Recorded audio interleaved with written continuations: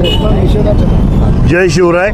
खरं तर सातत्याने महाराष्ट्रामधल्या घटना बघतोय, बंगालमधली घटना पाहतोय आणि आज आपल्या सगळ्यांच्या साक्षीने एवढंच सांगू इच्छितो की आपल्या ज्या ज्या भागामध्ये अशा घटना घडत असतील त्या त्या ठिकाणी आपल्या सगळ्या लोकांनी पुढे येऊन खरं तर अशा सरकारचा फक्त निषेध करून आपल्याला चालणार आहे का, किंवा सरकारचाच निषेध करून हा प्रश्न सुटणार आहे का?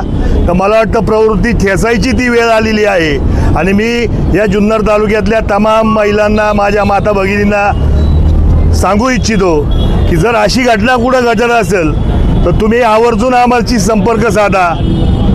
आम्ही त्याचं काय करायचं, महाराजांनी अनेक वेळा चौरंग्या केला, असा चौरंग्या जोपर्यंत एखाद्याला आपण करणार नाही तोपर्यंत ह्या घटना थांबणार नाही। आणि महिलांना मी, माझ्या माता भगिनींना एवढीच विनंती करतो की जर अशी घटना आपल्या जवळपास कुठं घडत असेल तर आम्हाला सांगा, आम्ही स्वतः येऊन त्या माणसाचा चौरंग्या केल्याशिवाय, निश्चित स्वरूपात त्याला न्याय दिल्याशिवाय आम्ही थांबणार नाही। कारण या घटना फक्त निषेध व्यक्त करून थांबणार नाही आणि आज ती वेळ आलेली आहे। छत्रपतींनी आपल्याला त्याचा मार्गदर्शक पायंडा आपल्याला घातलेला आहे आणि निश्चित स्वरूपात आपण सगळेजण मिळून त्याचं मग गुन्हा एखादा दाखल झाला तर काही बिघडत नाही।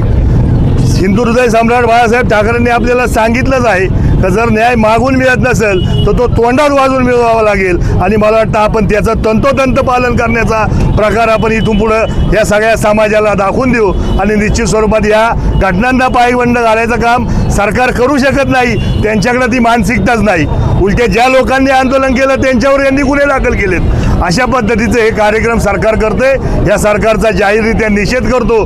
त्याचबरोबर अशा घटनांची पुन्हा एकदा सांगतो, अशी जर पुनरावृत्ती कुठे होत असेल तर निश्चित स्वरूपात माता भगिनींनी शिवसेना पक्षाशी किंवा आपल्या सगळ्या बांधवांशी संपर्क साधा, त्यांना न्याय द्यायचा प्रयत्न, न्याय द्यायचं काम निश्चित स्वरूपात आपण सगळेजण करू। थांबतो। जय हिंद, जय महाराष्ट्र, जय शिवराय।